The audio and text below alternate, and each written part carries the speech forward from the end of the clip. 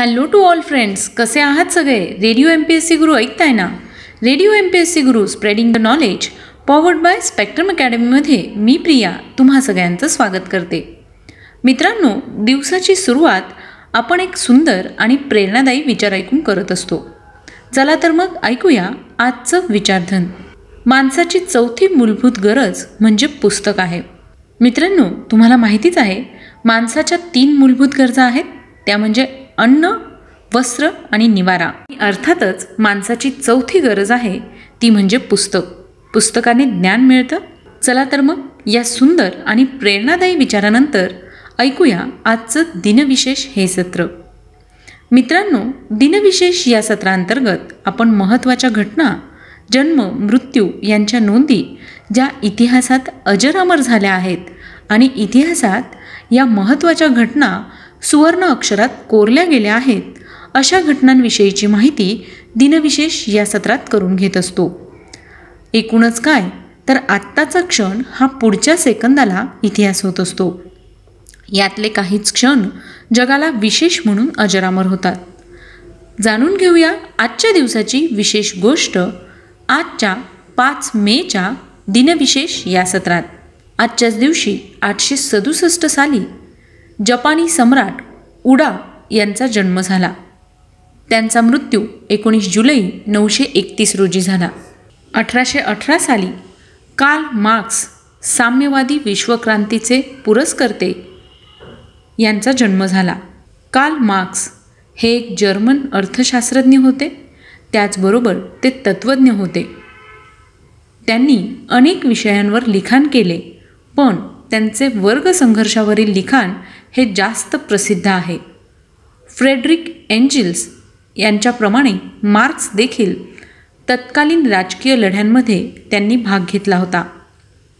Karl Marx यांनी Das capital या ग्रंथाचा पहिला खंड 1867 मध्ये प्रसिद्ध केला. त्यांचा मृत्यू 14 मार्च 1883 रोजी झाला. आजच्याच दिवशी 1821 साली फ्रान्सचा सम्राट, असामान्य सेनापती आणि कर्तबगार प्रशासक नेपोलियन बोनापार्ट यांचं निधन झालं. फ्रान्सचा जगप्रसिद्ध पहिला सम्राट, एक असामान्य सेनानी व कार्यक्षम प्रशासक म्हणून नेपोलियन बोनापार्ट यांना ओळखलं जातं. त्यांचा जन्म 15 ऑगस्ट 1769 रोजी झाला.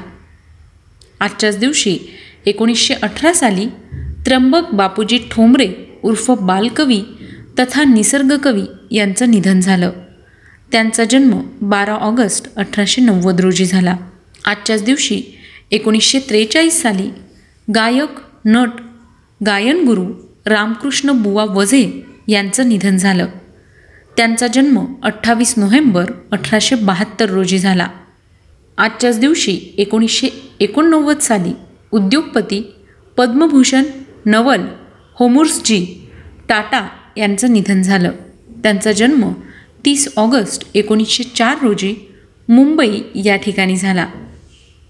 1260 साली कुबलाई खान हा मंगोलियांचा सम्राट बनला. 1901 साली पंडित विष्णू दिगंबर पलुस्कर यांनी लाहोर येथे गांधर्व महाविद्यालयाची स्थापना केली. 1936 साली इटालियन सैन्याने इथिओपियातील आदिस अबाबा या शहराचा ताबा घेतला. आजच्याच दिवशी 1955 साली पश्चिम जर्मनीला सार्वभौमत्व प्राप्त झाले. 1964 रोजी युरोप परिषदेने 5 मे हा युरोप दिन घोषित केला. युरोप दिवस हा युरोपमधील शांतता आणि ऐक्य साजरा करणारा दिवस आहे. 5 मे रोजी युरोप काउन्सिलने युरोपियन युनियनचा युरोप दिवस 1985 मध्ये युरोपियन समुदायांनी आणला. काउन्सिल ऑफ युरोपची स्थापना 5 मे 1949 रोजी झाली आणि म्हणूनच त्यांनी 1964 मध्ये सुट्टीची स्थापना केली व तेव्हा हा उत्सव साजरा करण्यासाठी या दिवसाची निवड केली.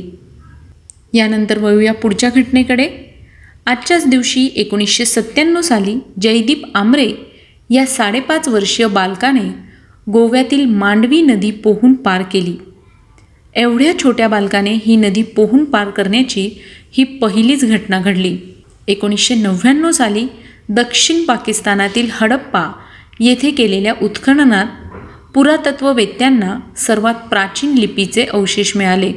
आजच्याच दिवशी 1479 साली शीखांचे तिसरे गुरु अमरदास यांचा जन्म झाला.